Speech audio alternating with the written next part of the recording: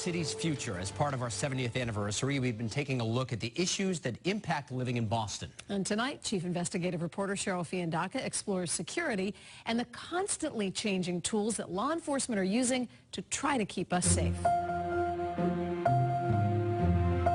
Video underneath is our aviation unit. You're actually seeing live video. We also have the ability to switch that to infrared. A lot of times on missing person cases, that's how we find them. This is the Massachusetts State Police Watch Center, where troopers and analysts collect data and information that can be shared with local police and officers on the street. These are the people that are associated with him. Lieutenant Colonel Dermot Quinn says it pays dividends every day. Over the last few years, we've had a meteoric rise in the number of bomb threats that are coming in. So we track each and every one that comes in. That all goes into a database. Since the September 11th attacks in 2001, police have been assessing terror threat levels and gathering intelligence from thousands of sources. One of the most valuable has been surveillance cameras. The cameras are extremely important. We're getting more and more data from cameras.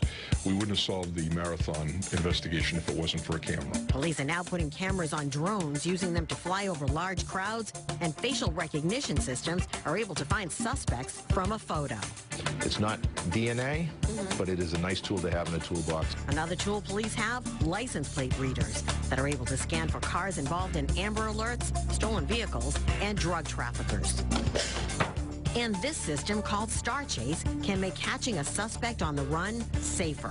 No need for lights and sirens. When a suspect takes off from a traffic stop, officers can shoot the GPS tracker on the back of the car and use a computer to track it. Electronically, you follow the chase rather than physically driving 80, 90, 100 miles an hour. But police say the real game changer in crime fighting is DNA. A company in Virginia called Paramount is taking that science to a whole new level by giving DNA a face. We focus on things that don't change with the environment. So we do pigmentation, which is eye, hair, and skin color, as well as freckling. Then we also do the shape of the face, as well as the person's ancestry. We got them. Prosecutors used it to narrow down suspects in the murder of Vanessa Marcotte, the Princeton jogger who was killed in 2016.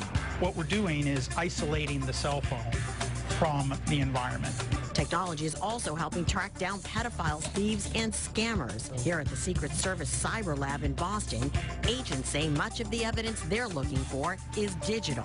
And while technology can help find it, it can also help hide it. One of the largest challenges that we have is the ability of folks to encrypt their information. We're not looking to invade someone's privacy. Law enforcement wants the ability to access encrypted devices when there's a court order that allows us to, just to allow us to investigate a crime. And so that's really the challenge for the future. The Secret Service has 38 cybercrime task forces operating in the U.S. and Europe. The agency says over the last several years, it has arrested more than 10,000 suspects and prevented billions of dollars in losses. Cheryl Fiandaca, WBZ News.